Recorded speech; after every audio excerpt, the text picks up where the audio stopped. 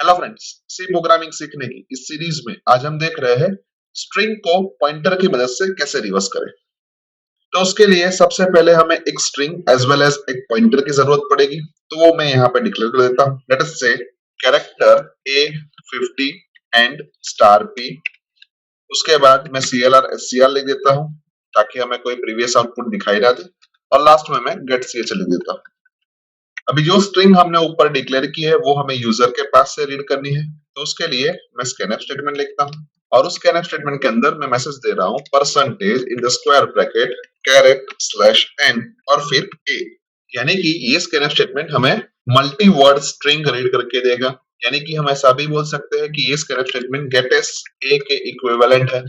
अभी उसके ऊपर मैं एक प्रिंटफ स्टेटमेंट लिख देता हूँ, और उस प्रिंटफ स्टेटमेंट के अंदर मैं मैसेज दे रहा हूँ enter a string. Now suppose हमारी स्ट्रिंग हेलो है, यानी कि अगर इसके सारे कैरेक्टर्स को हम वन बाय वन एग्जामिन करें तो सबसे पहले a ऑफ 0 h है, a ऑफ 1 e है, a ऑफ 2 l है, a ऑफ 3 l है, और a ऑफ 4 o है। और जब भी हम कोई भी स्ट्रिंग यूजर के पास से रीड करते हैं तो सी कंपाइलर उसको बाय डिफॉल्ट नल कैरेक्टर से टर्मिनेट कर देता है, यानी कि a ऑफ 5 नल कैरेक्टर है। अभी इसी स्ट्रिंग को हमें रिवर्स करना है, यानी कि अगर हम इसको ध्यान से देखें तो जो हमारा लास्ट कैरेक्टर है वो रिवर्स स्ट्रिंग का फर्स्ट कैरेक्टर हो जाएगा। यानी कि हम ऐसा बोल सकते हैं कि r of 0 is equals to a of 4। उसके बाद second last character second character हो जाएगा, यानी कि r of 1 is equals to a of 3। उसके बाद रिवर्स स्ट्रिंग का थर्ड कैरेक्टर यानी कि r of 2 is equals to a of 2। उसके बाद रिवर्स स्ट्रिंग का फोर्थ कैरेक्टर यानी कि e, जिसके लिए हम लिख सकते हैं कि r of 3 is equals to a of 1। And उसके बाद हम ऐसा लिख सकते हैं कि r of 4 is equals to a of 0। And reverse string को भी हमें नल कैरेक्टर से टर्मिनेट करना पड़ेगा, यानी कि हम उसके लिए लिख सकते हैं कि r of 5 is equals to null character. यानी कि अगर हम इस पूरे लॉजिक को ध्यान से देखें तो हमारी ओरिजिनल स्ट्रिंग के अंदर जब भी हम कैरेक्टर की पोजीशन बढ़ा रहे हैं उस वक्त हमारे रिवर्स स्ट्रिंग के अंदर कैरेक्टर की पोजीशन कम हो रही है। यानी कि हमें यहाँ पे दो वेरिएबल चाहिए, एक वेरिएबल जो 0 से स्टार्ट हो और सेकेंड वेरिएबल जो 4 से स्टार्ट हो। और 4 को हम ऐसा भी लिख सकते हैं कि 5 माइनस 1, एंड 5 और कुछ नहीं है लेकिन स्ट्रिंग की लेंथ है, तो उसके लिए हम सिंपली ऐसा लिख सकते हैं कि strlen ऑफ a।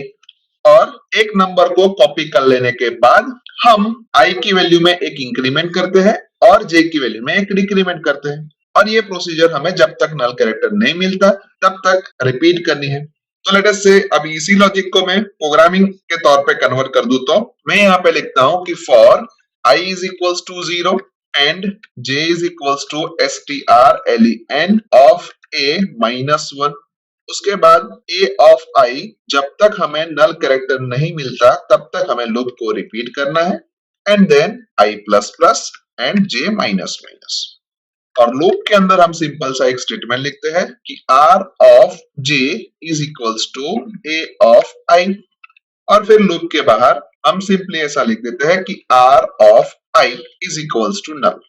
क्योंकि i की वैल्यू हमने हमेशा इंक्रीमेंट की है और j की वैल्यू में हमने डिक्रीमेंट किया है, यानी j की वैल्यू लास्ट में 0 हो जाएगी और i की वैल्यू 5 हो जाएगी, और हमें फिफ्थ पोजीशन पे ही नल कैरेक्टर चाहिए, यानी कि यहाँ पे मैं r ऑफ i लिखता हूँ।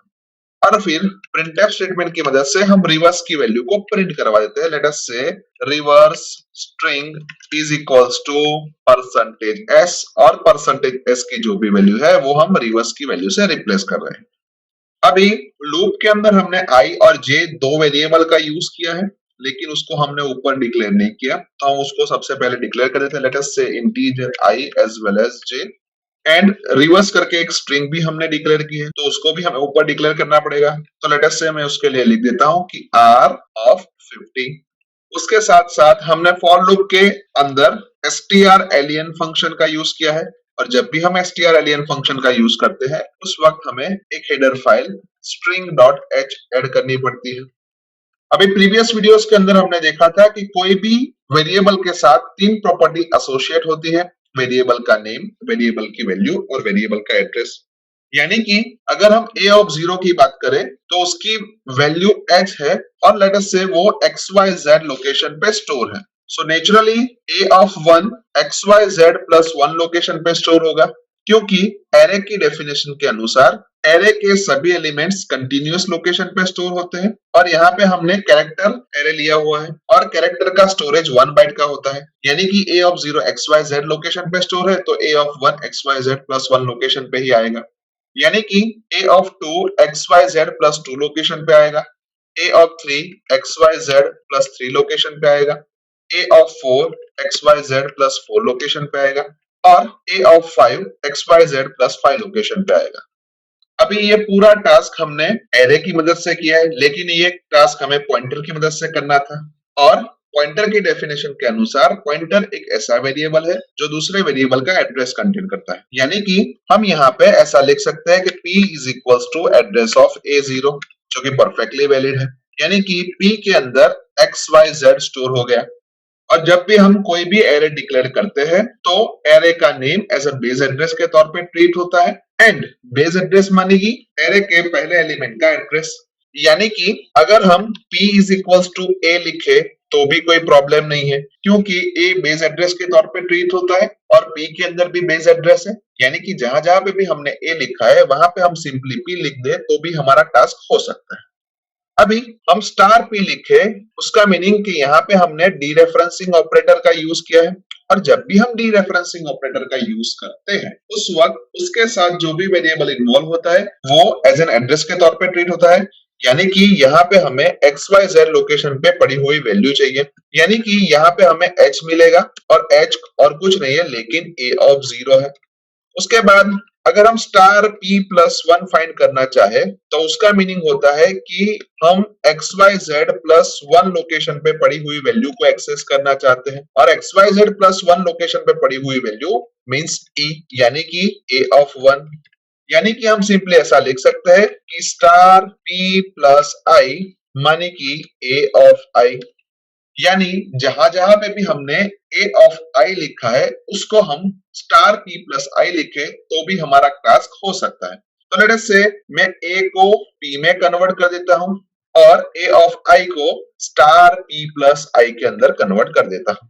यानी कि अब हमने इनपुट एरे को निकाल दिया तो उसको मैं यहां से डिलीट कर देता हूं और ये स्टेटमेंट को मैं कमेंट कर देता हूं, यानी कि हम ऐसा बोल सकते हैं कि character pointer as a string के तौर पे ट्रीट हो सकता है। तो यहाँ पे जो हमने R50 लिखा है उसको भी हम स्टार R में कन्वर्ट कर दे तो भी कोई प्रॉब्लम नहीं है और जहां जहां पे भी हमने R ऑफ J लिखा है वहां पे हम स्टार R प्लस J लिखे तो भी हमारा टास्क हो सकता है। तो लेट अस से मैं उसको भी चेंज कर देता हूं और फिर प्रोग्राम को सेव कर देता हूं। उसके बाद प्रोग्राम को कंपाइल करता हूं, कंपाइलेशन में कोई भी एरर नहीं आई तो प्रोग्राम को रन करके देख लेता हूं, जहां पे मैं स्ट्रिंग के तौर पे हेलो इंसर्ट कर रहा हूं और हमें आउटपुट के तौर पे मिल रहा है reverse string is equals to OLLEH, जो कि परफेक्टली सही है क्योंकि अभी अभी हमने इसी स्ट्रिंग को मैन्युअली रिवर्स करके देखा है। एक और बार प्रोग्राम को रन करते हैं, जहां पे मैं स्ट्रिंग के तौर पे कंप्यूटर इंजीनियरिंग इंसर्ट कर रहा हूं और हमें आउटपुट के तौर पे पूरी स्ट्रिंग रिवर्स होके मिलती है, जो कि परफेक्टली सही। पर ये स्ट्रिंग के लिए हमने हमारे कोड को मैन्युअली एग्जीक्यूट करके नहीं देखा, पर आप खुद उसको मैन्युअली एग्जीक्यूट करके हमें जो आउटपुट मिल रहा है उसको वेरीफाई कर सकते हो, यानी कि हम ऐसा बोल सकते हैं कि हम इस प्रोग्राम के थ्रू किसी भी साइज की स्ट्रिंग को पॉइंटर की मदद से इजीली रिवर्स कर सकते हैं। सो आई होप कि आपको इस प्रोग्राम के अंदर अच्छी तरीके से समझ आ चुकी होगी। आज के वीडियो में बस इतना ही, नेक्स्ट वीडियो में फिर से मिलेंगे। Thank you very much.